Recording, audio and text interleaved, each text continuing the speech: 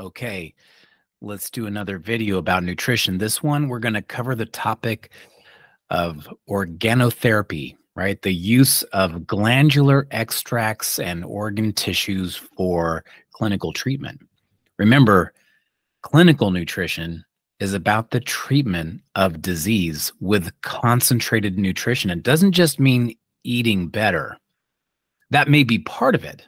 And even sometimes with diet, it's what we're removing that is relevant, that is causing a problem.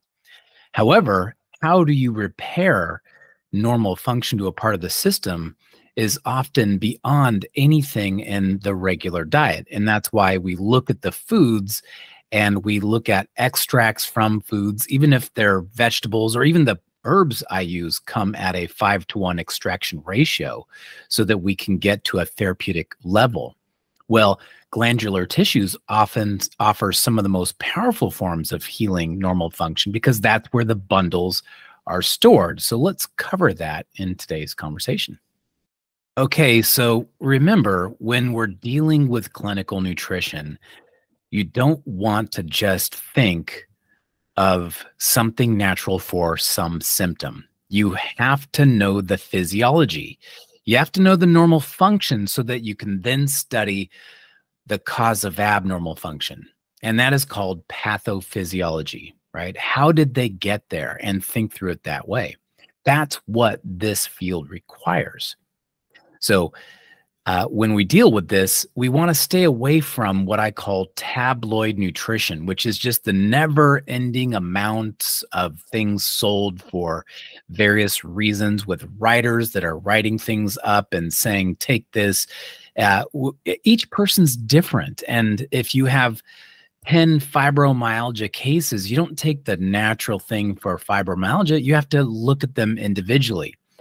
Some of those cases might have more problems with their gut, contributing and causing the overall state of inflammation. However, it wouldn't be all of them. Each one is different, and you must know how to understand that. In future videos, I will be describing signs and symptoms and how to draw conclusions based on those signs and symptoms to functions of the body and what system is in trouble. That's going to be a very important feature to understand when you want to understand holistic health.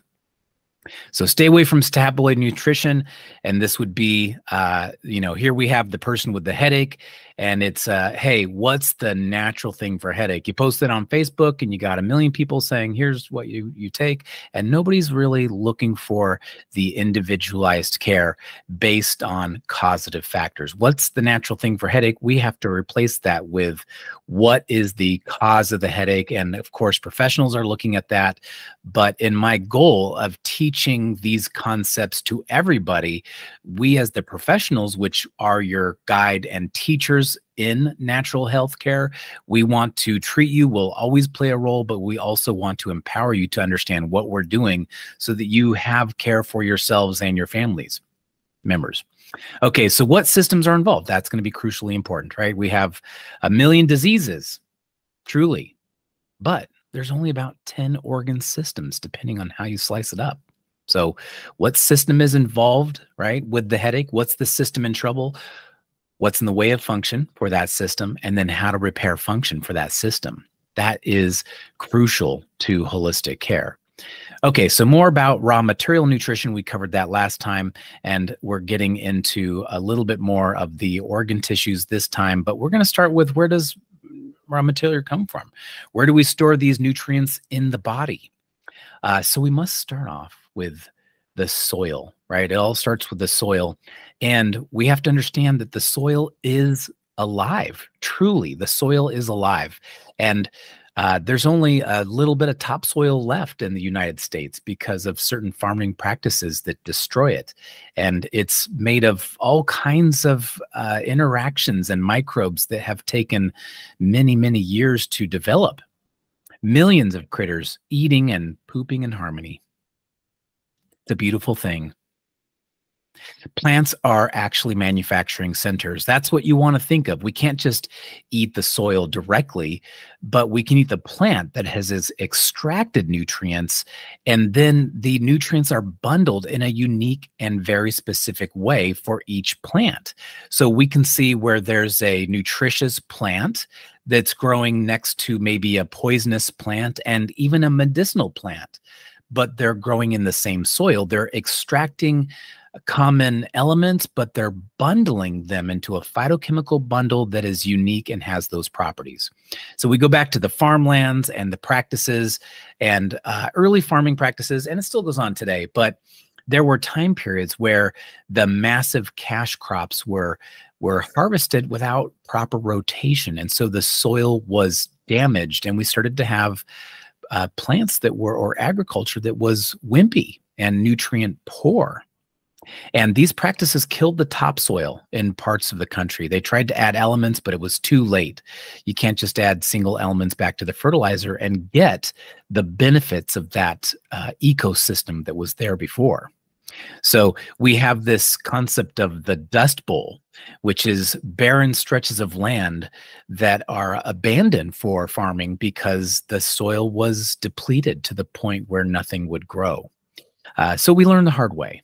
And soil is indeed alive, right? With healthy soil comes healthy plants. Any organic farmer can tell you that, because they have to pay special care to the hardiness of the plant as their main strategy for avoiding insects that would harm their plants. They have to just make the soil better, and they have to rotate, right? So healthy bundling and manufacturing comes from that healthy soil. And same with animals. Here's where we're making the leap, and we're going to get into the organ and glandular extracts, right? So an animal is doing the same thing. They're eating, they're taking in nutrients, they're going to clean it up internally, separate any waste, get rid of the waste. What they're left with is some core nutrition that they still have got to bundle, and they're going to use some of those bundles for today's needs and uses, and then the rest they're going to store. And where they store them is in the organs and tissues for which they're most used, right? So you have thyroid specific nutrient bundles stored in the thyroid, and nearly every culture had these eating strategies in their diet, right? We go back far enough when we have fish head soups, and where we had all kinds of vitamins and minerals that is completely different and largely unmapped in the field of nutrition compared to synthetic tablet vitamins. And so we see a resurgence even lately of people taking bone broth. You know, what's in there? Well, there's too many things to really put your finger on, because there's bundles. With healthy plants comes healthy animals. And here we have our manufacturing center concept within the body, within the plant. First, the nutrients must be broken down, filtered, then bundled and manufactured. Digestion, assimilation, and restoration happens. Animals and insects are manufacturing centers. They don't just eat and store nutrition, they bundle it first. When an animal eats the plants, the nutrients are stored in the organs for which they are most used, as I already said. And so here we're starting to get into organotherapy. Making organ meats the highest source of raw material nutrition. And this could be something that's controversial to the vegan or vegetarian. But keep in mind, we're not talking about leather seats on a car or gluttonous claim jumper America over, serving people with huge amounts of food. There may be reason to pick on some of those practices. However, this is the medicinal use. This might be considered the highest regard of an animal. And plus, you don't need to do that. This is really not talking about how everybody should eat or not eat. This is still going back to clinical care. So as needed, we still have a practice that's largely based on plant medicine, which is animal-free, and acupuncture, which is animal-free. But nonetheless, these concepts are important. Okay, so in East Asian medicine, they might call this postnatal essence. Treating a patient's sick organ with the same organ from a healthy animal is really a traditional practice. And that would be like somebody who has adrenal gland problems, they're wiped out and they need support, but you give them some concentrated adrenal glands. Sometimes this is called organotherapy. So humans are also manufacturing centers too. We take in the food and we are going to make those bundles. And these reserves directly affect our health. And we can even see that in cases with fertility where they may not be getting pregnant. And it could be that they're running empty on some of these manufactured bundles within their body. And nobody's looking at that. Well, we're looking at that. You can't build a new human based on your current diet. You can't just eat better and build a human. That little being inside of the human is going to take all the reserves. And if the reserves are not stocked, then either there's going to be miscarriage, infertility, or there's going to be a deficit in development, which is devastating sometimes, right? So here we have development in here. The reserves are used, the manufactured bundles is what we're talking about. Without healthy reserves, there will be infertility, miscarriages, and developmental disorders. Or the other thing that can happen is like a severe postpartum situation. And we have a lot of this in our practice. We typically have, you know, periodically a regular flow of these type of patients. For example, somebody who I can think of who came in as she's 31 years old and she got pregnant fine without any complications. She carried fine, and then she delivered with no problems, and she has a supportive, loving husband, and everything's great. However, upon delivering the baby, she went into a severe postpartum state where she felt suicidal and she couldn't stand to be around her child.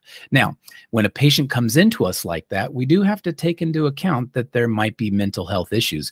We don't treat mental health issues. We refer out. However, there's no history of mental health issues. So this might be an example of a postpartum deficiency case. The mother gave all of her nutrients to the baby, and now she's running on empty to where the baby's cry and desire for breast milk is actually a threat to the mother's survival. She's getting internal signals that are very confusing. She wants to love her child, but her body's under a state of duress.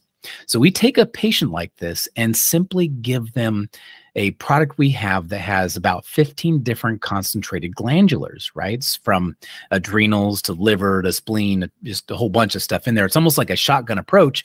It comes from a lab, so it's been checked for contaminants, and it's of the highest quality you can get.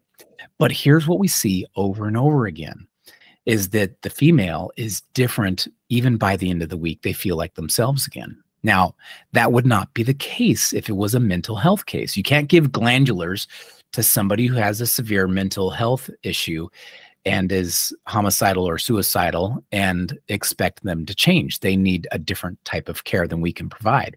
However, when we see such a radical change, which we've seen so many times, we see the brilliance of these bundles. And this example is a patient who wasn't seeing us before this, but they were already eating well and taking prenatal nutrition. So how do you explain that?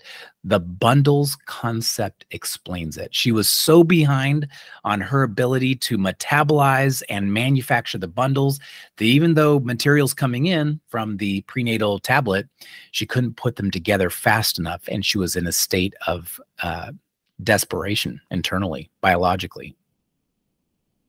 Postpartum depression, right? So here's our product here, the glandular one that we use sometimes for postpartum, you know, deficiency cases like this, or sometimes in fertility cases, we use this. It's also given sometimes just as a very nourishing multivitamin for somebody who's pretty much wiped out. Could be post-illness, something like that. So ingredients, we have spleen, brain, intestine, pancreas, lung, heart, adrenal, hypothalamus, pituitary, thymus, kidney, liver, you know, some good stuff in there. And here we have, of course, this is not our patient. This is just a person, but now they're happy. And that didn't take much time at all. And that's radical. That should be talked about. Yet no medical doctor is going to talk about this. They don't understand this. And none of this is going to show up on a lab. This is all based on an understanding of physiology and part theory and part clinical experience. And acupuncture, which is so wonderful. We love acupuncture, but there's no nutrition inside of a needle. So that wouldn't be the game-changing tool. Now, those types of patients are still coming in for acupuncture because the acupuncture is calming down the nerve system and regulating their emotional state from that side of it. But this type of patient, without those bundles, they're going to be still running on empty. Acupuncture and herbs cannot treat nutrition deficiencies alone. That's fair to say. Failure to address nutrient deficiencies will impair positive outcomes. Yes, for sure. And then, of course, always where you get your items. Everything we get is from a lab, making everything that comes out of our office technically pharmaceutical grade. And without that, when you're going for retailed products, you don't know where it's coming from. You don't know if there's contaminants, especially with the herbs. We don't even know if it's actually in there. And so it just becomes kind of a possibly risky and at least a waste of money. So only use supplements from research labs. And that is what we call pharmaceutical manufacturing, pharmaceutical grade. Until next time, I hope you enjoy the rest of your day. Take care.